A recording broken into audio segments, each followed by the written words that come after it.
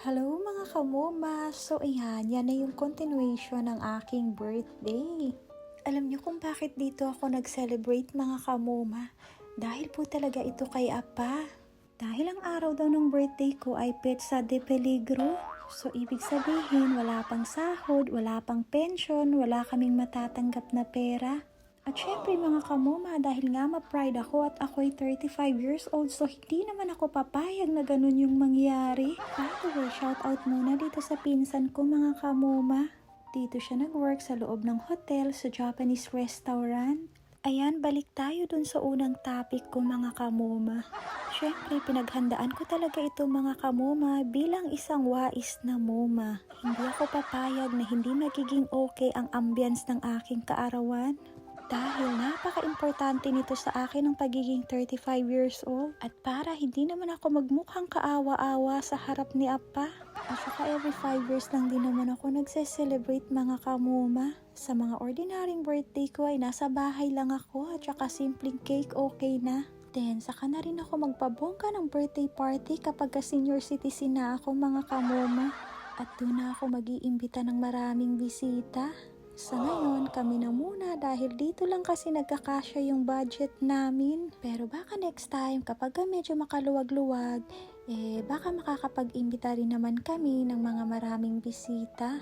Lagi na lang kasi ako nagbe-birthday sa bahay mga kamuma. Sa ngayon, gusto ko rin muna i-treat yung sarili ko dahil alam ko na deserve ko rin naman ito. Ang hirap kaya magiging content creator. Kaya bilang isang content creator, regalo ko na rin ito para sa sarili ko. Diyos me, Marimar, yung kapatid ko napadami sa pagkain ng wasabi. Hindi man lang kasi nagtanong kung maanghang ba o hindi. By the way, budol fight nga po pala yung in-order namin mga kamuma. Sosyalin, dito pa talaga kami nagbudol fight sa isang mamahaling restaurant. Kung tutuusin, pwede rin namang gawing sa bahay. Yun nga lang dahil ma-pride tayo. Para kahit papaano naman maiba yung ambience ng ating kaarawan. Kaya sulitin na natin magiging feeling rich ngayong araw mga kamoma. Dahil kinabukasan mamumulubi na naman ang moma nyo. Back to reality ang moma. Actually medyo nalungkot nga ako dito mga kamoma. Alam nyo kung bakit? Yun nga may kasamang pagtatampo kay mama. Dahil hindi niya kasi sinabi sa akin mga kamoma na pupunta silang lahat dito sa bahay. Dahil bago nga sila dumating mga kamoma, saktong-sakto nakapagpa-reserve na ako dito sa restaurant. Ayoko din i-cancel mga kamoma dahil dito nga nag-work ang pinsan ko, nakakahiya naman. Happy birthday to you. Happy birthday to you. Happy birthday, happy birthday, happy birthday to you. One more. Happy birthday to you. Happy birthday to you. Happy birthday, happy birthday. Happy birthday to you. Yes, ma'am. Ma'am, ikaw gusto mo na.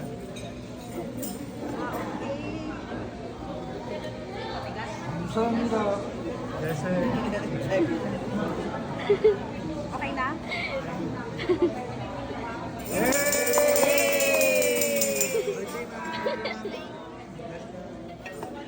Halos lahat nga po pala ng nakasabay namin dito sa restaurant mga kamoma ay nag-celebrate din ng kanilang mga birthday. Marami pala akong kasabay ngayong February 4. Kaya sa mga ka-birthday ko, happy birthday din po sa inyo. At sa mga magbe-birthday ngayong month of February. By the way, bakit masarap kumain ng okra pag dito sa restaurant? Feeling mo pati yung okra nagiging expensive na rin. Para sa akin mga kamoma, mas magiging masaya sana kung kumpleto kami lahat dito ng mga kapatid ko. Kaso ayun nga, maaga silang dumating February 3, then kinabukasan February 4, after nga namin naligo mga kamoma, umuwi na rin sila. Kaya eto kung nakikita nyo, si mama na lang mag-isa ang naiwan. Kaya hindi rin nakapag-prepare si mama sa kanyang sinusuot mga kamoma. Dahil buong akala niya sa bahay lang kami at sa beach kami pupunta. Kaya sabi ko sa kanya mga kamuma, wag na nila akong ulit sorpresahin. Para hindi na mangyari yung mga ganitong pangyayari mga kamuma na hindi ko sila nakasabay sa aking birthday dinner. At least kahit on the spot man ay makakapagplano kami ng maayos. So dito nga po pala sa gilid mga kamuma, ayan, merong pool. Syempre may enjoy talaga yung mga bata dyan kapag may kasama kayong mga bata. Hindi na rin kasi kayo lugi kung mag-avail kayo ng kanilang package promo mga kamuma. Kaya yun yung ginawa namin para makatipid kami. Tapos sinilip ko nga po pala itong cellphone ng mama ko. Ayan no, litrato ko pala yung pinapanood niya mga kamuma. Nagandahan yata ang mama ko sa akin. Charot. At syempre, hindi rin naman ako magiging ganito kung hindi dahil sa kanya mga kamuma.